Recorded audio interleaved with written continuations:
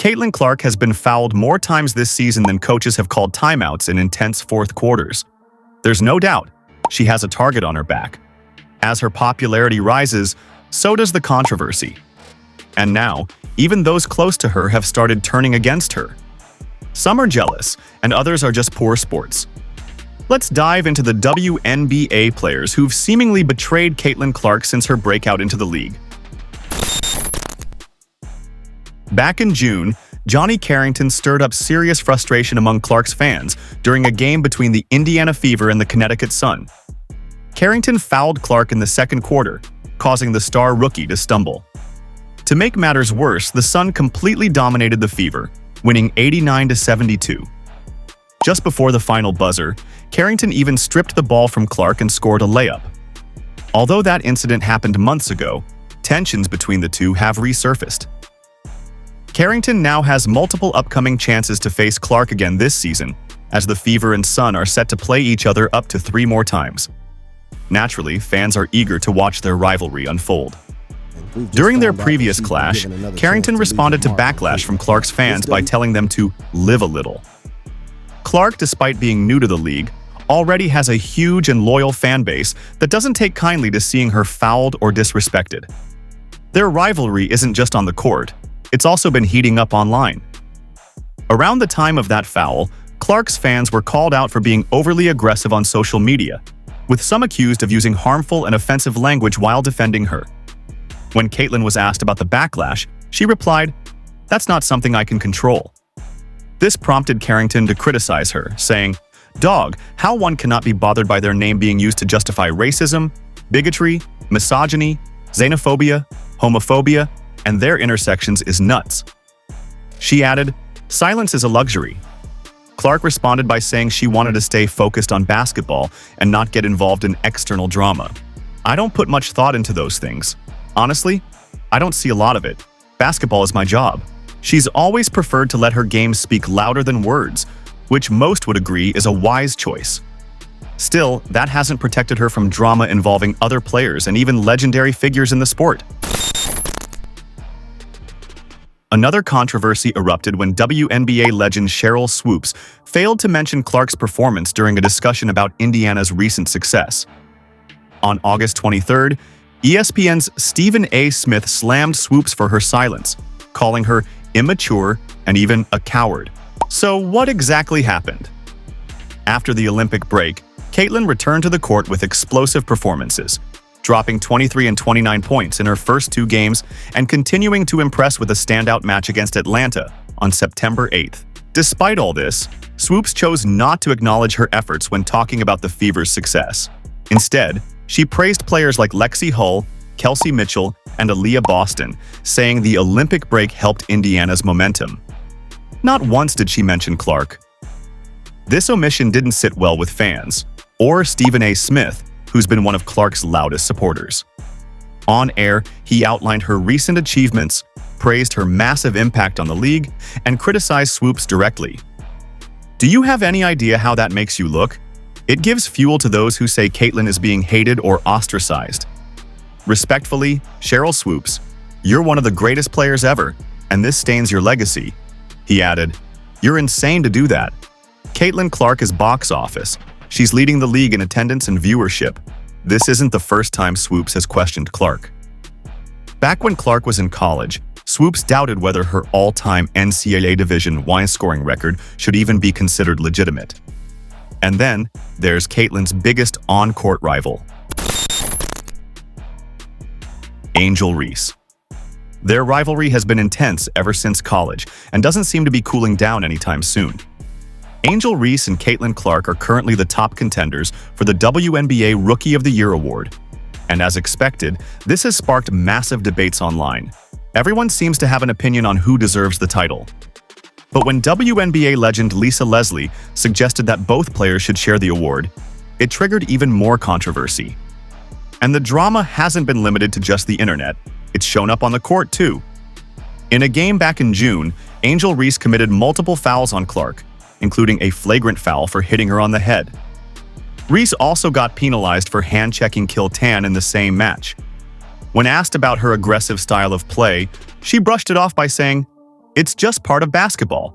Trying to make a play on the ball, go for the block. It happens.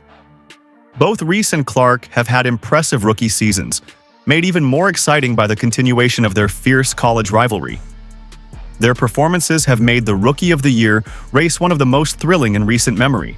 Clark, who was the #1 overall pick by the Indiana Fever, has already broken multiple records, including setting the mark for the most three-pointers ever made by a rookie, 86 and counting. Meanwhile, Angel Reese has made waves with the Chicago Sky, setting a WNBA record with 418 rebounds in a single season, an incredible achievement. In their last head-to-head battle before the award is decided, it was Clark who came out on top, dropping 31 points and leading the Fever to a dominant 101-81 win over the Sky. This performance added fuel to the argument that Clark deserves the award more. So it's no surprise Lisa Leslie's suggestion of a shared award angered many fans. Lisa, a two-time WNBA champion, tweeted, "I don't care what comparisons you make. Caitlin Clark and Angel Reese both deserve the Rookie of the Year award." But her post sparked backlash. One fan replied, "You usually have great takes, but this one is terrible. One player made all WNBA first team, the other is just a role player who doesn't help her team win. Stop it." Others accused Lisa of racial bias, with one user calling it skin color tribalism. He argued, "It's sad and disappointing. One is an elite rebounder. The other is an elite basketball player. Delete this tweet." Given Reese's recent injury and Clark's record-breaking stats, many believe the Rookie of the Year award clearly belongs to Clark. Interestingly, she doesn't seem too concerned with individual recognition. Clark said, "You don't wake up thinking about individual awards. I know that's what people think we do, but we don't. That's not what it's about." Still, even if the award is a done deal in people's minds, the rivalry between Clark and Reese is far from over. And it's not just Reese she's had to worry about. Unlike Reese, DeShields is a seasoned WNBA veteran with over 7 years of experience. During the Fever's 100-81 win, DeShields fouled Clark twice within 40 seconds in the fourth quarter. The second foul went viral.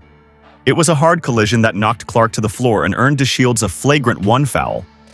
Clark then nailed 2 free throws, finishing the game with a career-high 31 points and becoming the first player in WNBA history to record a 30-point, 12-assist game.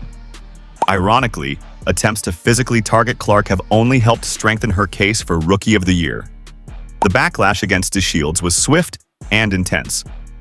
After the game, she shared a screenshot of a disturbing comment from a fan saying, "That tumor should have taken you out," referring to the grape-sized benign spinal cord tumor she had removed in 2020, a condition that nearly paralyzed her. DeShields responded with grace, saying, "Thank you, God, for covering me. I pray you also cover those who wish harm upon me." Incidents like this show just how passionately fans feel about Caitlin Clark, sometimes crossing the line. But it also highlights how every move she makes only adds to her growing legend.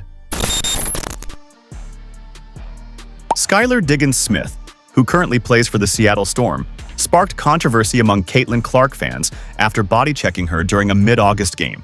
The move was ruled a non-basketball play, resulting in a flagrant foul against Skylar. Many fans were outraged by the treatment Clark has received from her opponents, but Shannon Sharpe defended the players, saying it's not unusual. He remarked, "If you get 5 speeding tickets in a year, they're not picking on you. You're just speeding." However, despite his defense of the physicality, Sharpe remains one of Caitlin's strongest supporters.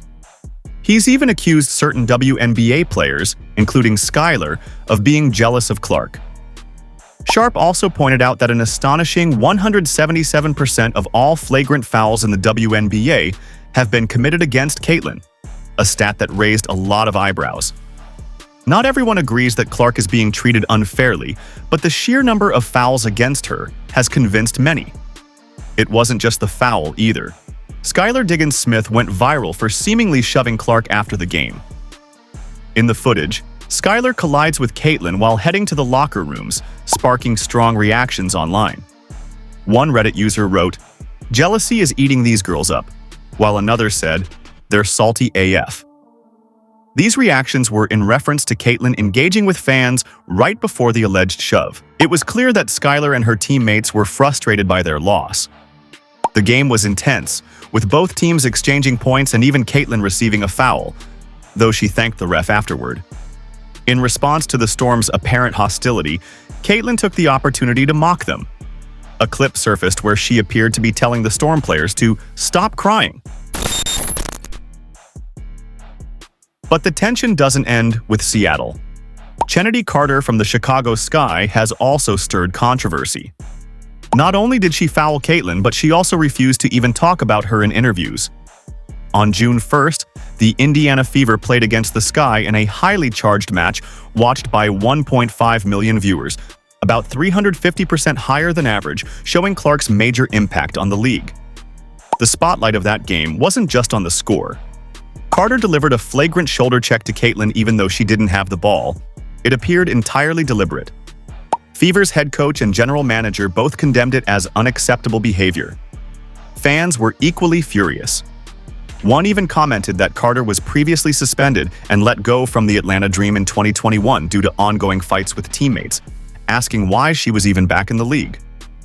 Another commenter harshly said, "Carter's legacy will be pushing Clark like a 7-Eleven employee." Despite the incident, Caitlin remained calm. She admitted she didn't expect it, but preferred to let her performance speak for itself. Carter, on the other hand, was visibly upset post-game and dismissed any questions about Caitlin, saying, "I ain't answering no Caitlin Clark questions." Tensions between the Fever and the Sky have only escalated. Michaela Onyenware also joined the fray. It seems every time these teams meet, Caitlin ends up taking a hit. The Sky have been accused of bullying Clark all season, and their August 31st game didn't help. They lost 100-81 and were hit with 2 more flagrant fouls, once again targeting Clark.